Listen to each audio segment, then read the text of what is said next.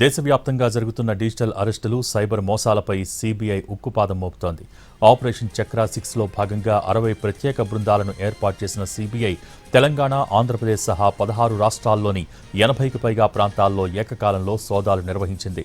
పంజాబ్, గుజరాత్, ఢిల్లీ, మహారాష్ట్ర, హర్యానా, తమిళనాడు, తెలంగాణ, ఆంధ్రప్రదేశ్, ఉత్తరప్రదేశ్, మధ్యప్రదేశ్, రాజస్థాన్, అసోం, పశ్చిమ బెంగాల్, మణిపూర్, కర్ణాటక, ఒడిషా రాష్ట్రాల్లో సోదాలు నిర్వహించినట్టు సీబీఐ తెలిపింది. చెన్నై, కోల్కతాలకు చెందిన ఇద్దరిని సీబీఐ అధికారులు అరెస్ట్ చేశారు. వీరు షెల్ కంపెనీలు ఏర్పాటు చేసి న్యూల్ బ్యాంక్ ఖాతాలను తెరిపించి నిర్వహించినట్టు గుర్తించారు. ఈ ఖాతాల ద్వారా సుమారు 2 కోట్ల నేర ఆదాయాన్ని అక్రమంగా చెలామణి చేసినట్టు సీబీఐ వెల్లడించింది.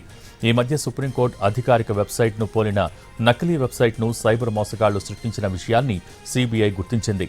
ఆ నకిలీ వెబ్సైట్ను ఉపయోగించి ప్రజల్ని డిజిటల్ అరెస్ట్ పేరుతో భయపెట్టి డబ్బులు వసూలు చేసినట్టు విచారణలో తేలింది.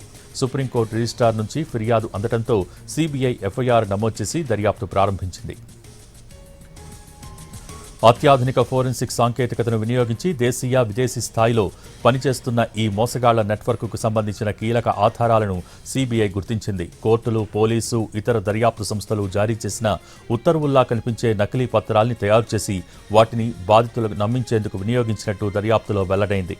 ఈ సోదాల్లో పలు కీలక పత్రాలు, డిజిటల్ పరికరాలు, మొబైల్ ఫోన్లు, బ్యాంకు లావాదేవీలకు సంబంధించిన రికార్డులను సీబీఐ స్వాధీనం చేసుకుంది. వీటిని ప్రస్తుతం ఫోరెన్సిక్ పరీక్షలకు పంపినట్టు తెలిపింది. ఈ ముఠా భారతీయులతో పాటు ఇతర దేశాల పౌరులను కూడా మోసం చేసినట్టు ప్రాథమిక ఆధారాలు లభించాయని, సంబంధిత దేశాల దర్యాప్తు సంస్థలకు సమాచారం అందిస్తున్నట్టు సీబీఐ వెల్లడించింది. డిజిటల్ అరెస్టు పేరుతో జరుగుతున్న సైబర్ నేరాలను అరికట్టడం, బాధితులకు న్యాయం చేయడం కోసం తమ చర్యలు కొనసాగుతాయని సీబీఐ స్పష్టం చేసింది.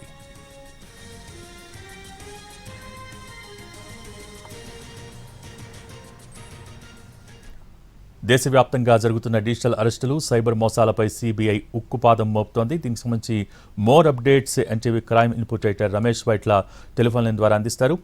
రమేష్, ఏదైతే దేశవ్యాప్తంగా డిజిటల్ అరెస్ట్ సంబంధించి ఒక కీలకమైన స్టెప్ తీసుకొని ఆపరేషన్ చక్ర పేరుతోటి ఇప్పుడు మరొకసారి దేశవ్యాప్తంగా మొత్తంగా సోదాలు చేస్తున్నాం. మొత్తం 60 ప్రాంతాల్లో 80 ప్లేసెస్ లో మొత్తంగా ఈ సోదాలు చేస్తున్నట్లు సీబీఐ ప్రకటించింది. అయితే దీంట్లో చూసినట్లయితే ఇప్పటికీ డిజిటల్ అరెస్ట్ పేరుతోటి పెద్ద ఎత్తున మోసాలు చేస్తున్న వారిని గుర్తించి ఆ మేరకు చర్యలు తీసుకున్న పేర్కొని జరిగింది. అయితే ఇటీవల కాలంలో సుప్రీంకోర్టు సంబంధించి నకిలీ వెబ్సైట్ కూడా ఏర్పాటు చేసి దాని ద్వారా కూడా డిజిటల్ అరెస్ట్ చేస్తున్నామని చెప్పి సుప్రీంకోర్టు ద్వారా కూడా ఆ మేరకు నకిలీ వెబ్సైట్ కూడా మొత్తంగా డబ్బులు దోచుకున్నట్లుగా చెప్తున్నారు. అయితే దీనికి సంబంధించి ఇప్పుడు చూసినట్లయితే దేశవ్యాప్తంగా మొత్తంగా 16 రాష్ట్రాల్లో మొత్తంగా సోదాలు నిర్వహించారు. ఈ సోదాల్లో అరెస్ట్ చేశారు. ఈ ఇద్దరు కూడా నకిలీ వెబ్సైట్, సుప్రీంకోర్టు సంబంధించి నకిలీ వెబ్సైట్ తయారు చేసి ఆ వెబ్సైట్ సార్ పెద్ద ఎత్తున కూడా చాలా మందిని మోసం చేసినట్లు బయటపడింది. అయితే దీనికి సంబంధించి మొత్తంగా దేశవ్యాప్తంగా 16 రాష్ట్రాల్లో కొనసాగుతున్న సోదాలకు సంబంధించి ఇంకా విచారణ కొనసాగుతుంది. దేశవ్యాప్తంగా ఇలాంటి డిజిటల్ అరెస్ట్ పేరుతో చాలా మంది ఉన్నారు.